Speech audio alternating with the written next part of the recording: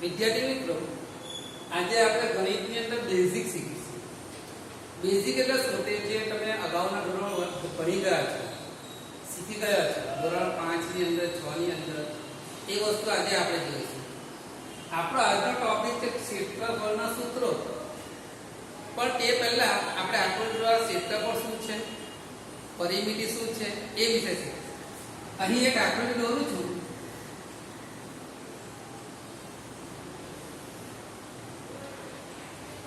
વિદ્યાર્થી મિત્રો, આ જે આકૃતિ છે જે તમને દેખાય છે ચોરસ છે. આપણે જાણીએ છીએ કે ચોરસને 4 બાજુ હોય છે. તમે 5મા ધોરણમાં શીખી ગયા કે ચોરસની પરિમિતિ એટલે શું? તો ચારે બાજુના માપનો સરવાળો, એને આપણે પરિમિતિ કહેતા. પણ આજે આપણે ટોપિક શીખવાનો છે ક્ષેત્રફળ. વિદ્યાર્થી મિત્રો, ક્ષેત્રફળ એટલે શું? તો હું અહીંયા આકૃતિ દોરું, જરા પર ધ્યાન આપજો.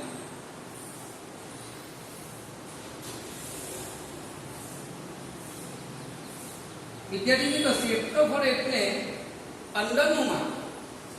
એટલે ક્ષેત્રફળ એટલે વસ્તુ કે પદાર્થ જે જગ્યા રોકે એ જગ્યાના માપને તેનું ક્ષેત્રફળ કહેવામાં આવે છે. તો વિદ્યાર્થી મિત્રો, પરિમિતિ અને ક્ષેત્રફળ બંને અલગ છે. પરિમિતિ એટલે બધી બાજુ જે પણ આકૃતિ હોય એની બહારની બાજુનું માપ, એનો સરવાળો એટલે પરિમિતિ. અને વિદ્યાર્થી મિત્રો, ક્ષેત્રફળ એટલે આ જે ચોરસ છે, એ જે ચોરસ જગ્યા રોકે છે એ જગ્યાનું માપ. વિદ્યાર્થી મિત્રો, ચોરસ છે તો એનું ચોરસનું ક્ષેત્રફળ આપણે શોધવું હોય તો ચોરસનું ક્ષેત્રફળ બરાબર લંબાઈ ગુણ્યા લંબાઈ. કેમ લંબાઈ ગુણ્યા લંબાઈ હોય? કેમ કે એની જે 4 બાજુ છે એ બધી સરખી છે, ચારે બાજુનો માપ સરખા છે, એટલા માટે લંબાઈ ગુણ્યા લંબાઈ. પહેલું સૂત્ર વિદ્યાર્થી મિત્રો આપણું ચોરસનું ક્ષેત્રફળ કહ્યું કે લંબાઈ ગુણ્યા લંબાઈ. વિદ્યાર્થી મિત્રો, તમારે અંગ્રેજીમાં લખવું હોય તો ચોરસનું ક્ષેત્રફળ ટૂંકમાં આ રીતે પણ લખાય, L ગુણ્યા L, લંબાઈ ગુણ્યા લંબાઈ. અને વિદ્યાર્થી મિત્રો, સાથે જે અંદર બાજુનું માપ છે કે સેન્ટીમીટરમાં હોય, મીટરમાં હોય, કિલોમીટરમાં હોય, તો સાથે તમારે એકમ પણ લખવો પડે ક્ષેત્રફળ. તો ક્ષેત્રફળના એકમ આવશે, જો સેન્ટીમીટરમાં હોય તો ચોરસ સેમી અથવા ચોરસ મીટર, ચોરસ કિલોમીટર. આ એના એકમ છે ક્ષેત્રફળ લંબાઈ માટે. સેન્ટીમીટરમાં આવે, મીટરમાં પણ આવે અને કિલોમીટરમાં પણ આવે. તો વિદ્યાર્થી મિત્રો, આપણે અત્યારે ચોરસના ક્ષેત્રફળ વિશે શીખી ગયા. હવે આપણે બીજી આકૃતિ જોઈશું, લંબચોરસ.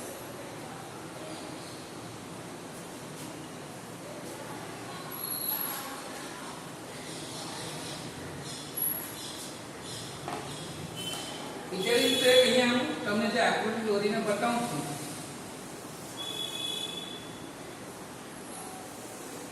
આ આકૃતિ લંબચોરસની છે. લંબચોરસમાં શું હોય કે 4 બાજુમાંથી સામસામેની 2 બાજુની લંબાઈ અને 2 બાજુ પહોળાઈ. ચોરસમાં બધી બાજુ સરખી હતી, લંબચોરસમાં 2 બાજુ અલગ અલગ આવશે. વિદ્યાર્થી મિત્રો, હવે આપણે જોઈએ લંબચોરસનું ક્ષેત્રફળ.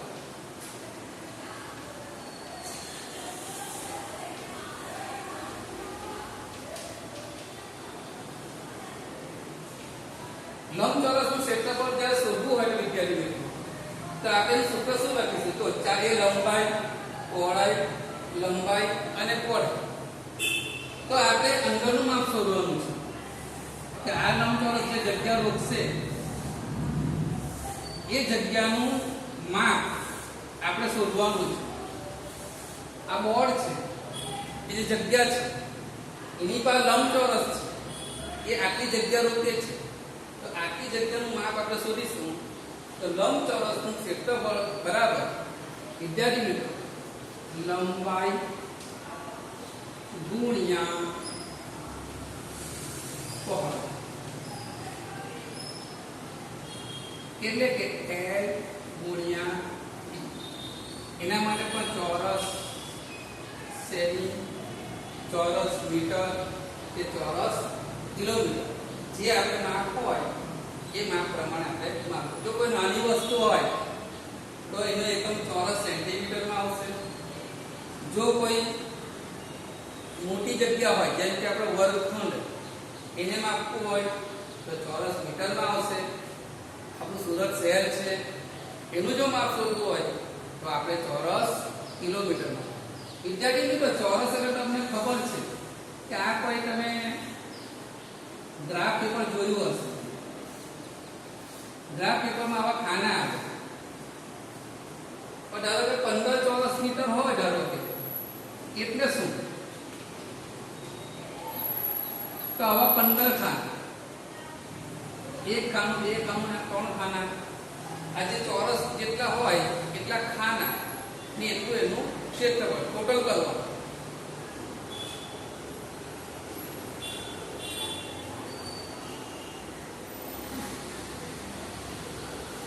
વિદ્યાર્થી મિત્રો, આપણે ચોરસ જોઈ ગયા, લંબચોરસ જોઈ ગયા. હવે આપણે એક બીજી આકૃતિ આવશે,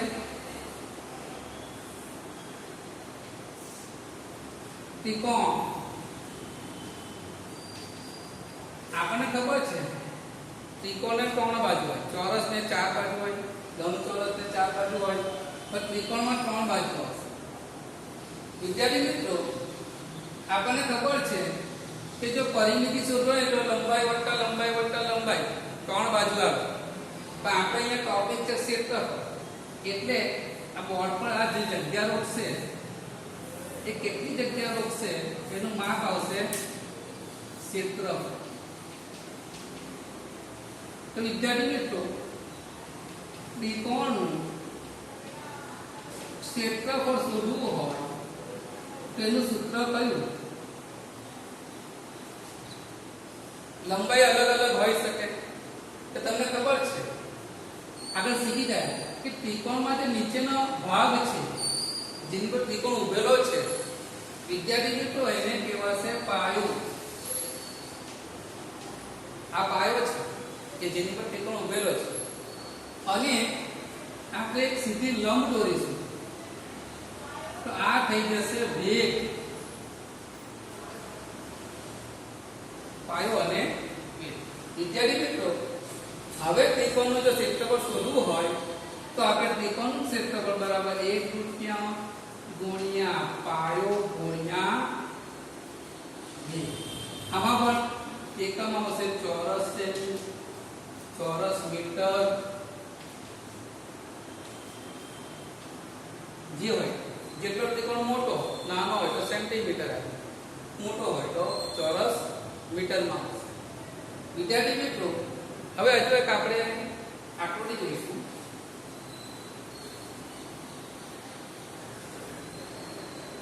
જે તમે જાણો છો, વર્તુળ.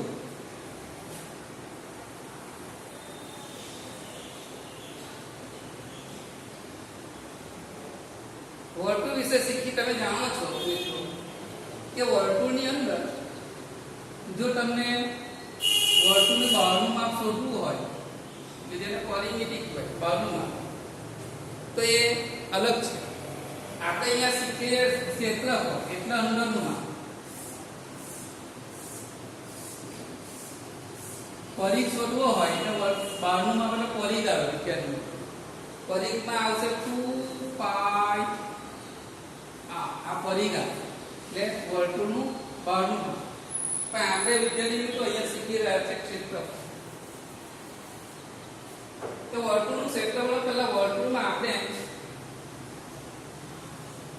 તમે જાણો છો, બેઝિક છે. આને કહેવાય ત્રિજ્યા. કે વર્તુળના કેન્દ્રથી વર્તુળના કોઈ પણ બિંદુ સુધીનું અંતર એને ત્રિજ્યા કહેવાય. કે આપણે શીખી ગયા છે 5મા 6મા કે ત્રિજ્યા કોને કહેવાય? તો વર્તુળના કેન્દ્રથી વર્તુળના કોઈ પણ બિંદુ સુધીનું અંતર એને ત્રિજ્યા કહેવામાં આવે છે. વિદ્યાર્થી મિત્રો, હવે જો આપણે વર્તુળનું ક્ષેત્રફળ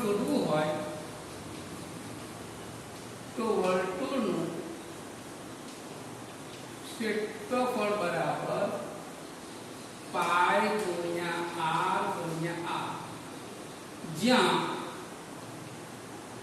પાઈ બરાબર 3.14 અથવા 22 વિદ્યાર્થી મિત્રો પાઈની કિંમત તમને આપેલી હશે કે આગળ 3.14 હોય દાખલામાં અથવા તો 22 ભાગ્યા 7.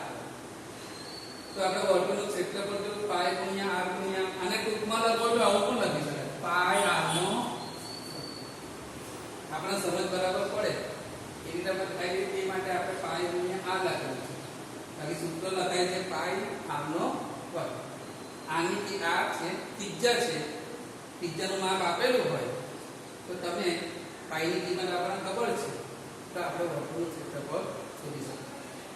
વિદ્યાર્થી મિત્રો, વર્તુળના કે ત્રિકોણના, લંબચોરસના, ચોરસના ક્ષેત્રફળ આપણે જોયા. હવે આપણે બોર્ડ પર પણ લખીશું.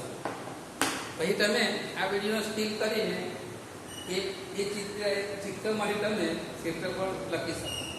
પહેલું આપણે જોયું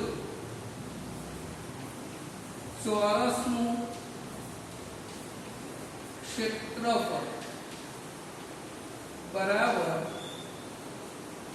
લંબાઈ ગુણ્યા લંબ L ગુણ્યા D. બીજું જોયું આપણે વિદ્યાર્થી મિત્રો, લંબચોરસનું ક્ષેત્રફળ બરાબર લંબાઈ ગુણ્યા પહોળાઈ.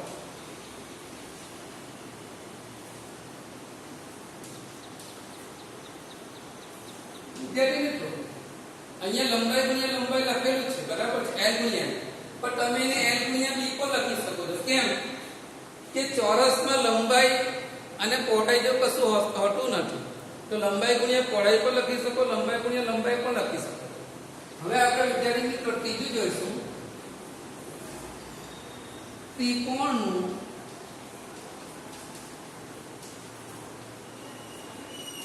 ક્ષેત્રફળ બરાબર 1/3 પાયો ગુણ્યા 2. ચોથું આવશે વર્તુળનું ક્ષેત્રફળ બરાબર પાઈ આર નો વર્ગ, એટલે પાઈ ગુણ્યા આર ગુણ્યા. આ બધામાં તમારે ચોરસ સેન્ટીમીટર, ચોરસ મીટર આ એકમો લખવા જરૂરી છે. જો તમે એકમો નહીં લખો તો તમારા માર્ક કપાઈ જશે વિદ્યાર્થી. જ્યારે પણ જેમ આપણે નાણું હોય તો નાણામાં રૂપિયા આવે, પૈસા આવે, એ રીતે આની અંદર ચોરસ સેન્ટીમીટર આવે, ચોરસ મીટર આવે. વિદ્યાર્થી મિત્રો, આશા રાખીએ છીએ કે આપણે થોડું બેઝિક હતું તમે શીખી જ ગયા છો, તમને આવડતું હશે. છતાં પણ નહીં આવડતું હોય તો આ સૂત્ર તમે બોર્ડ પરથી લખી લો. તમને આ લેસન કેવું લાગ્યું એ પણ જોઈને લાઈક કરી શકો છો. Thank you. આભાર.